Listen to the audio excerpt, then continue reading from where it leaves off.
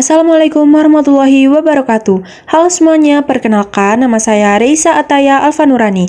Hari ini Sabtu 22 Februari 2025, saya berada di Jalan Merdeka Barat nomor 9, Kidul Dalem, Kecamatan Klojen, Kota Malang.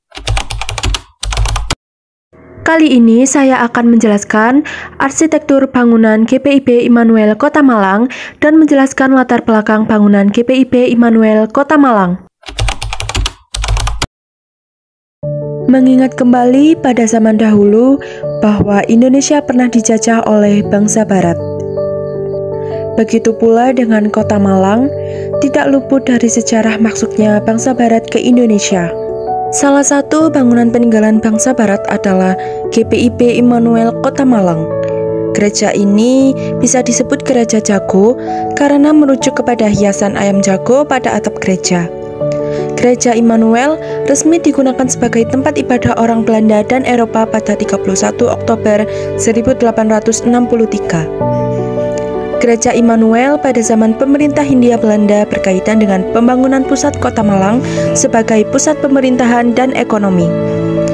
Hal ini mencakup pembangunan alun-alun, gereja, masjid, bank, penjara, kantor pos, tempat hiburan, dan pertokoan untuk memenuhi kebutuhan sandang dan pangan warga kota, terutama warga Belanda dan Eropa. Bangunan gereja Immanuel berdiri 2 lantai dengan luas tanah kurang lebih 1.375 meter persegi. Lantai 1 terdapat 3 ruangan, yaitu ruang peribadatan, ruang perpustakaan, dan ruang konsistori. Sementara lantai 2 terdapat ruang serbaguna untuk kegiatan kesekretariatan gereja. Gereja ini mempunyai ciri khas pada bangunannya, yaitu mempunyai elemen-elemen seperti jendela kaca putih, langit-langit yang tinggi, dan bentuk bangunan yang menjulang.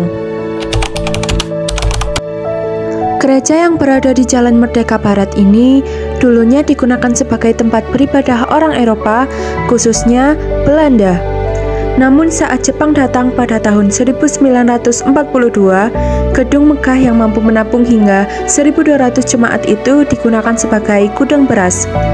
Para jemaat pun sempat kecar-kacir kala itu.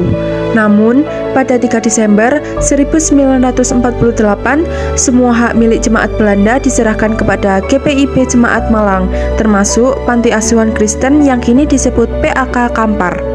Namun, sekarang fungsi utama GPIB adalah sebagai tempat ibadah bagi jemaat Kristen Protestan. Setiap minggu dan pada hari-hari besar keagamaan, gereja ini digunakan untuk kebaktian dan perayaan sakramen seperti baptisan dan pejamuan kudus. Dari hasil observasi kali ini, kita dapat mengetahui bahwa bangunan GPIB Immanuel Kota Malang adalah bangunan yang bersejarah dengan arsitektur Eropa. Gereja ini bukan hanya digunakan untuk tempat ibadah, namun menjadi peran penting dalam kehidupan sosial, budaya, dan sejarah bagi masyarakat setempat. Sekian dari saya. Wassalamualaikum warahmatullahi wabarakatuh.